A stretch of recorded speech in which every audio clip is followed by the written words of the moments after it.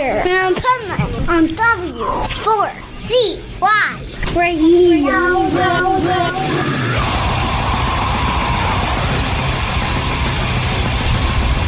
This is the Pipeman here on the Adventures of Pipeman W4CY Radio, and I'm here with Raptors. I'm Simon.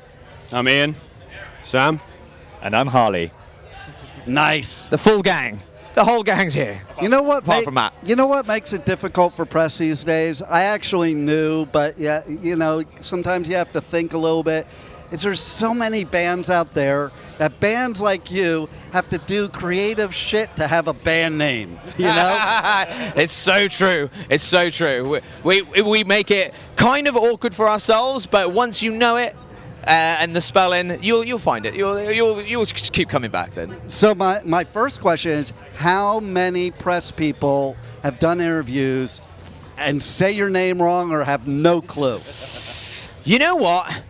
The press has not been so bad. It's turning up at shows and everyone spelt it wrong. Like we've had it in big lights before, and it'd be like, "There's no vowels in this. Get that vowel out of here."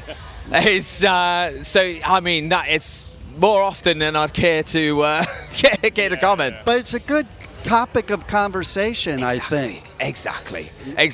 Because people, I like people's interpretations as well. It's kind of fun because people will be like, raptures? Like, no, we're much more simple than that. We just like dinosaurs. So Right? I was going to say, is it like because you like Jurassic Park? It's literally it.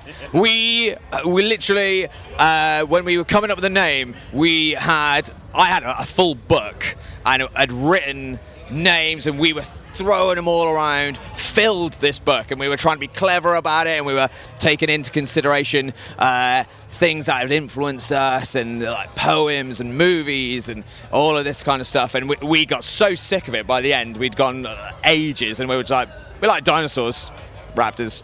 There it is. Yeah. Let's not be clever about it.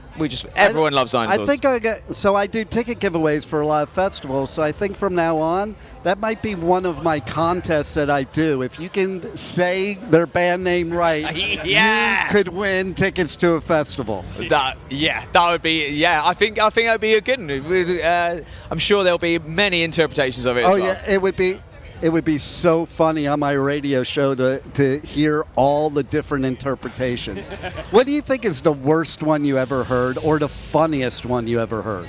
I know the exact one. Is we turned up in Edinburgh. We were playing in Edinburgh, and quite often it'll be like RXPTRS, or they'll add an O or an A or something in there. But this one put an E in it at the front. So we were erect. Were they horny or something? Yeah. That's the After the Watershed I know, Raptors right? show. Yeah. So that one was particularly confusing. We were like, that's new. Not even close. Yeah. Close. That's Not even close. How many think it's like an acronym? Like they think like they ask you like, well, what does that stand for? Yeah. Initially, when we first came out, people did say that. Like, what does it stand for? I couldn't even. Xenomorph was the X, but Basically, I just thought if somebody saw the name, we'd be really easy to Google, and people would find us very quickly. That is true though, right? If you just typed in raptors, you're going to get a lot of picture of dinosaurs. Exactly. So you type in RXPTRS, you're only going to find us. That's the way. that's it. And the only times I ever do talk about band names in interviews is like this, because there's funny shit that happens, okay? We brought it on ourselves, it's okay. Hey, listen, whatever it takes nowadays to stand out above the crowd, because there's so many bands out there. So if people are talking about it, they're going to listen to your music, you know? For better or worse. Exactly. So how's it feel to be here at Download? It's insane. It's been absolutely incredible, and it's only just beginnings, and it's been insane. Playing our set to as many people that turned up was absolutely like life affirming. It's always anyone who's in a rock and metal band in the UK, this is the Mecca, this is the Holy Land. Yes. So I think throughout the world, because I'm from the States. Yeah, exactly. And I do festivals all over the U.S., U.K., and Europe. This is probably one of my favorite festivals to do for many reasons. It's not just that it's the granddaddy and all this stuff, but how they treat you here. Yeah.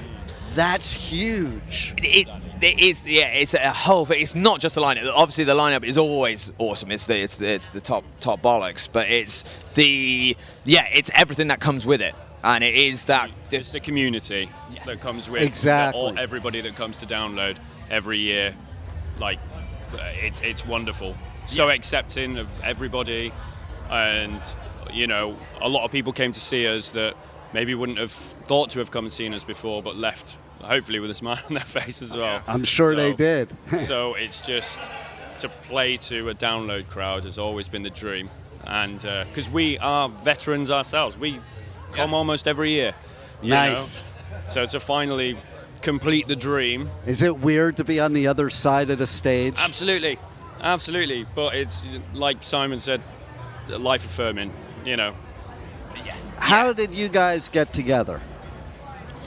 So we're all long-term friends. That's important. Which is great. It was the one thing that we knew when we were beginning, that we knew the chemistry was already there, which is half the battle. Yes. For a lot of bands, it's finding that niche that you have and seeing everyone getting on the same wavelength. When you're together all the time like that, you better get along, because that's freaking hell. Yes, we do fight. Van or bus, and you gotta do all that time. You could kill each other. Well, yeah. I mean, we come close, but that's part of it. Like when the cliche thing of saying, "Oh, it is a family." Families are dysfunctional too. Well, we are truly like a family. I call it's like siblings. Yes. Yeah. I wouldn't play in a band with my siblings. I'd probably kill them.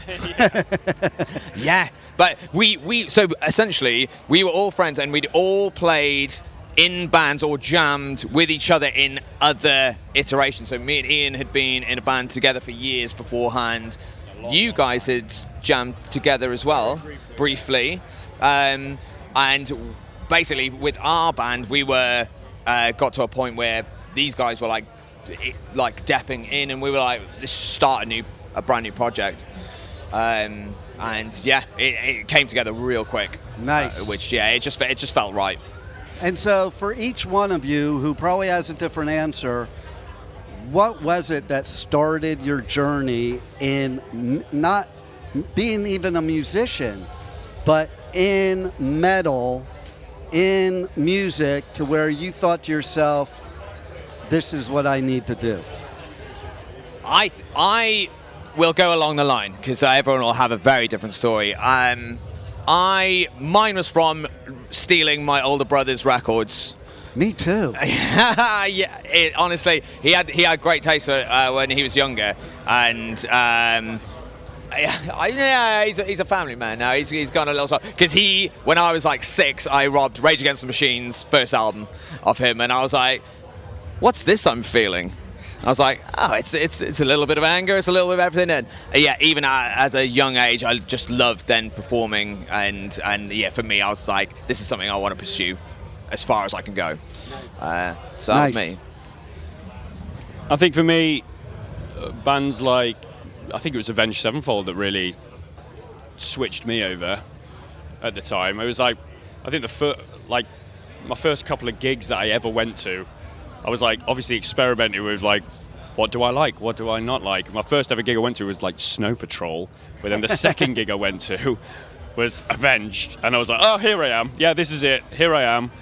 And that was the real turning point for me when I realised that this is my people. Nice. It is my people. So that's my answer, is Avenged. I think I used to get picked up every week by my dad and then he'd had a Kerrang CD in his pickup truck. And it was just, all of my favourite stuff now is stuff that he listened to. Nice. I love that. And that's almost a little embarrassing, but I don't know. It's all good. It's normal nowadays. It's all dad rock now. It's normal. It's normal nowadays. Yeah. I bring my kids and grandkids to metal festivals and put them in the pit. So like That wouldn't have happened when I was a kid. No. For me, it was reading about Download Festival, really, and like Kerrang and Metal Hammer, all the magazines. 2005, Trivium. I saw a photo of that and was like, that's the coolest shit ever.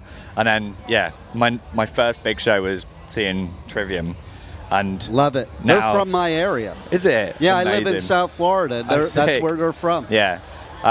It was Trivium for me. I was like, cool, guitar is my thing, and just locked myself in the bedroom playing guitar to Trivium. And yeah. And here we are and here we are. Download. And we get to see Trivium tomorrow. Nice. Well, you guys fucking rock. And you know what? I'm so happy you were here at Download, and thanks for being on the Adventures of Pipeman. Thank you. Thank you very much, dude. Thank you for listening to the Adventures of Pipeman on W4CY Radio.